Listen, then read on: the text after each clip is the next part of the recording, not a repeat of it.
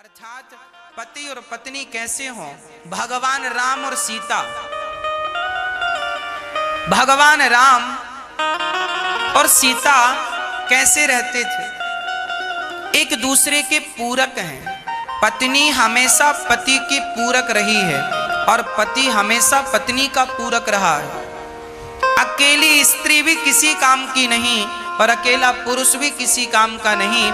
दोनों जब मिलते हैं तो 100 होते हैं, नहीं तो 50-50 हैं। इसलिए आप दोनों शक्ति हैं, अकेले नहीं।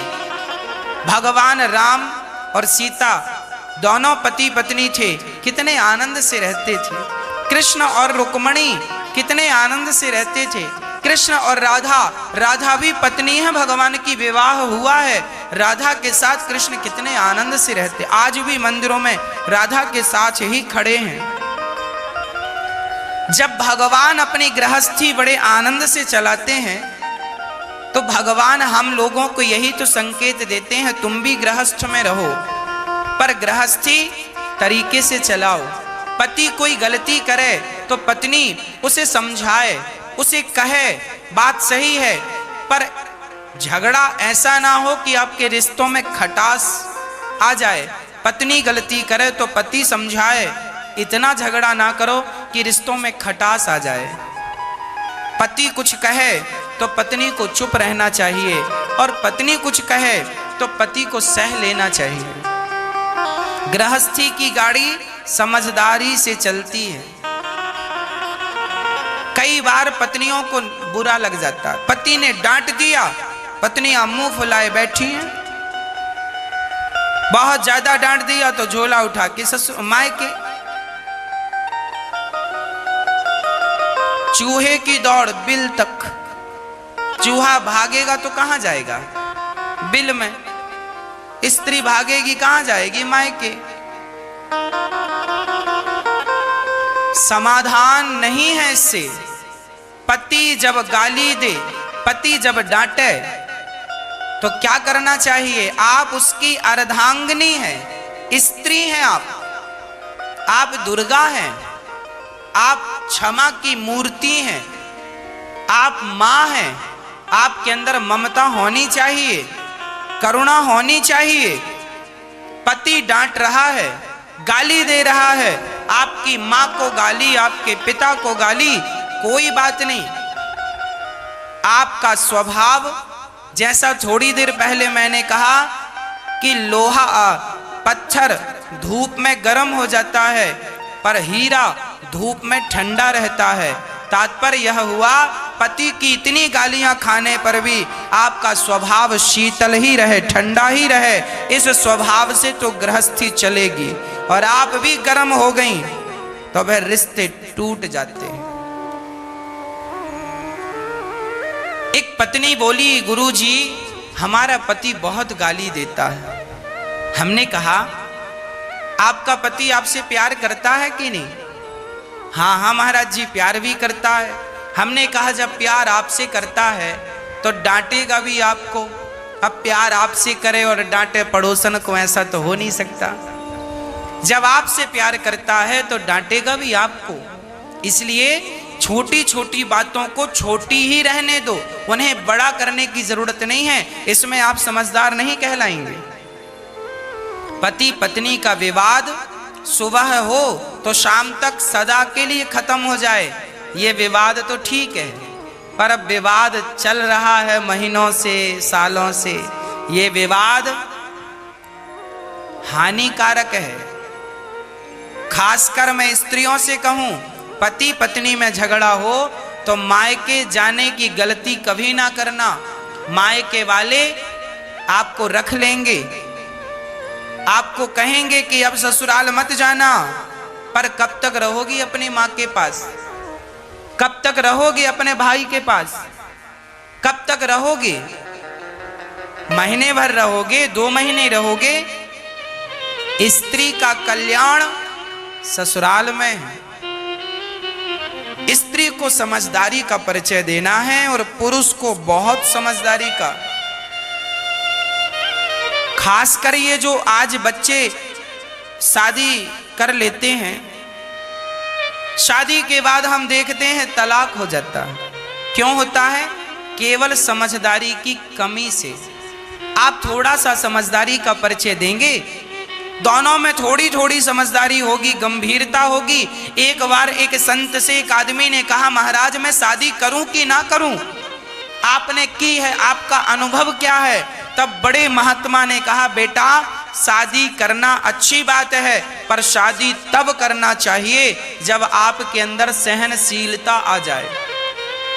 यदि सहनशीलता है तो शादी कर लेना, और सहनशीलता नहीं है तो शादी बिल्कुल ना करना। शादी के बाद सहन करना पड़ता है, पत्नी की भी सहन करना पड़ता है, पति की भी सहन करना पड़ता है, परिवार की भी सहना पड़ता है। शादी कर लोगे, पति पत्नी आप हो, कल भाई ताना मारेगा, कमाता कुछ नहीं है, खाता रहता, जिठानी ताना मारेगी, देवरानी ताना मारेगी, कुछ कमाता धमाता नहीं है, खाती रहती है, टुकड़ों पे पलते रहते हो, कोई भी कुछ भी कह सकता है। इन सारी बातों को सहन करना चाहिए, और सहन करते हुए अपनी गृहस्थी बड़े आनंद से चलाना चाहिए। और मैं आपको एक निवेदन और कर दूं, आज मैं देखता हूं भाई भाई, छोटा भाई कमाता है, बड़ा भाई खाता है, या बड़ा भाई कमाता है, छोटा भाई खाता है। जो आदमी कमाता है ना, बड़ा भाई कमाता है, तो बड़े भाई की पत्नी छोटे भाई को ताना तो मारेगी, देवर को, है मेरा देवर पड़ा पड़ा खाता, कुछ कमाता तो है नहीं। इसलिए मैं कहता हूं, आपको किसी के टुकड़ों पे पलने की जरूरत नहीं है। आपकी भौजाई आपको ताना मार रही है, आपका भाई आपको ताना मार रहा है, ठीक मार रहा है, क्यों नहीं कमा कर खा रहे हो? क्यों तुम दूसरों के टुकड़े पे पल रहे हो? अरे दूसरों की हलवा पूड़ी और खुद की कमाई की बासी रोटी खाकर नमक के साथ रहो, पर अपनी कमाई का खाओ। दूसरों की कमाई के 56 भोग भी खाने नहीं चाहिए। बड़ा भाई कमाता है, छोटा भाई पड़ा पड़ा खाता है, स्वाभाविक कहेगा ठीक कहता है। बड़ी भौजाई कहती है ठीक कहती है, तुम कमा कर क्यों नहीं खा रहे हो? और बाद में रोते हो, हमारी भाभी ने ये कहा वो कहा। अरे भाई ठीक कहा, क्यों पड़े हो, क्यों नहीं कमाते हो? इसलिए शादी करने के पहले भी आप ये निर्णय कर लीजिए कि आपकी पत्नी को आप क्या खिला पाएंगे अपनी कमाई से, क्या उसे कपड़े पहना पाएंगे अपनी कमाई से, क्या अपने बच्चों को अच्छे स्कूल में शिक्षा दे पाएंगे? यदि इतनी व्यवस्था है, आपके अंदर कुछ करने की ताकत है, तो विवाह करो। दूसरों के भरोसे में पत्नियां ना लाया करो कि मेरा भाई कमाता है तो मैंने शादी कर ली, भाई के टुकड़ों पे पलता रहूंगा। पहले अपना सेल्फ हो जाओ, अपने पांव पे खड़े हो जाओ, कुछ कर लो, अपनी पत्नी को खिला सको तो कर लो। इसलिए विवाह करने के पहले बहुत विचार करना चाहिए। और लड़की के पिता को भी विवाह करने के पहले ये विचार करना चाहिए, जिसके साथ आप अपनी लड़की का विवाह कर रहे हैं वो 2 पैसा कमाता है या नहीं। यदि कमाता है, वो करोड़पति नहीं है चलेगा, पर 2 रोटी कमाने की ताकत रखता हो अपनी मेहनत से, तो बेटी का विवाह कर देना। और आपने ये सोच कर दिया कि 2 भाई हैं, 3 भाई हैं, 4 भाई हैं, और बाप की संपत्ति तो है ही, और बड़ा भाई तो सरकारी नौकरी पे है और छोटा भी है, और बीच वाले से कर दो, तो बड़ा और छोटा कब तक खिलाएगा? इसलिए सेल्फ जिंदगी अच्छी है। ये गृहस्थी के छोटे छोटे से नियम हैं, इन नियमों को फॉलो करते रहोगे, पैसे कमाते रहोगे, परिवार का भरण पोषण करते रहोगे, तो आनंद बना रहेगा। और दूसरों के टुकड़े में पलोगे और भ्रष्टाचार गलत करोगे तो भी घर में विवाद होगा। इसलिए जितनी ईमानदारी से आप कमाते होंगे, जितनी ईमानदारी से आप खाते होंगे, आप उतने सुखी होंगे, और जितनी बेईमानी से कमाकर खाते होंगे, आप उतने दुखी होंगे। गृहस्थी के कुछ फंडे हैं, उन नियमों को फॉलो कीजिए।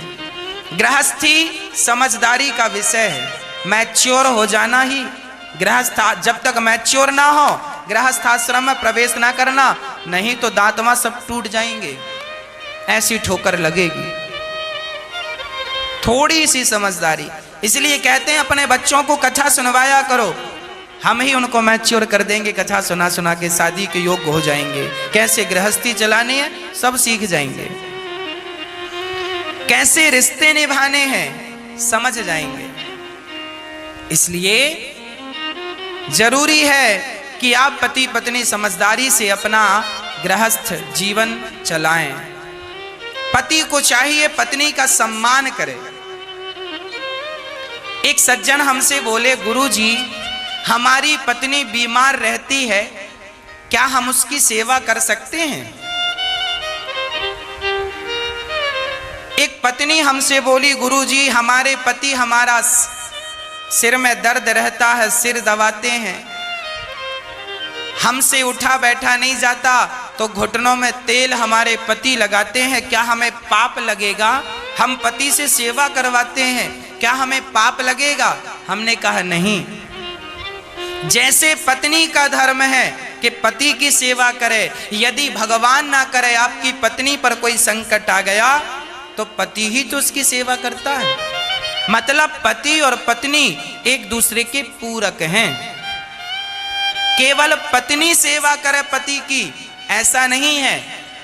यदि पत्नी पर कोई आपत्काल आ जाए, विपत्ति आ जाए, शारीरिक कष्ट आ जाए, तो पति भी उसकी सेवा कर सकता है। फॉर एग्जाम्पल, जब भगवान श्री राम वनवास गए तब मंथरा माता ने माता सीता को वस्त्र ला कर दिए, ए सीता वो अपने राजसी वस्त्र उतारो और जंगल के ये वलकल वस्त्र पहनो। मंथरा ने जब वस्त्र दिए तो सीता माता जंगली वस्त्र, जंगल में साधु सन्यासी का जो कपड़ा है वो एक राजमहलों में रहने वाली राजकन्या, उससे थोड़ी बनेगा। सीता माता को समझ नहीं आया कि इन्हें पहनना कैसे। तब भगवान श्री राम, देखिए पति कैसा है, भगवान श्री राम गए और माता सीता को अपने हाथ से उन कपड़ों को पहनना सिखाया, पहना कर बताया, सीता इसे ऐसे पहनना है, इसे ऐसे ऐसे पहनो। भगवान राम सीता को कपड़े पहनना सिखा रहे हैं। जंगल में जब सीता के पांव में कांटे चुभ जाते हैं ना, तो भगवान राम माता सीता के कांटे निकालते हैं। राम सीता के कांटे चरण पकड़ते हैं, अपनी जंघा पर रखते हैं, सीता के चरण अपनी जांघ में रखकर, और माता सीता के चरणों के कांटे, माता राम के चरणों में कांटा लग जाए, राम के चरणों में कांटा लग जाए तो लक्ष्मण निकाला करते थे, पर माता सीता के चरणों में कांटा लग जाए तो भगवान राम निकाला करते थे। इसका अर्थ क्या है? इसका अर्थ यही है कि पति और पत्नी एक दूसरे के पूरक हैं।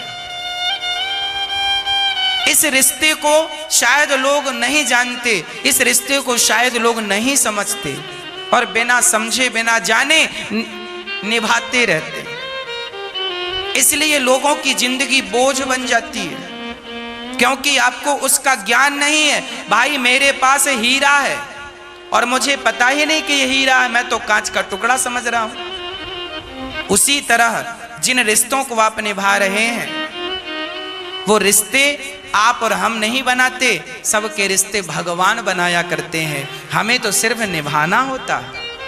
इसलिए बहुत प्यार से रहिएगा पति पत्नी, और खासकर पति पत्नी तुम दोनों किसी के बहकावे में आकर आप दोनों झगड़ा ना कर लेना आपस में, और आप दोनों पति पत्नी बहुत प्रेम से रहकर अपनी जिम्मेदारियों को निभाओ। आपकी सबसे बड़ी जिम्मेदारी है आपकी सास ससुर का, अर्थात बहू सास ससुर की सेवा करे और आपका पति अर्थात अपने माता पिता की सेवा करे। मतलब आप अपने माता पिता की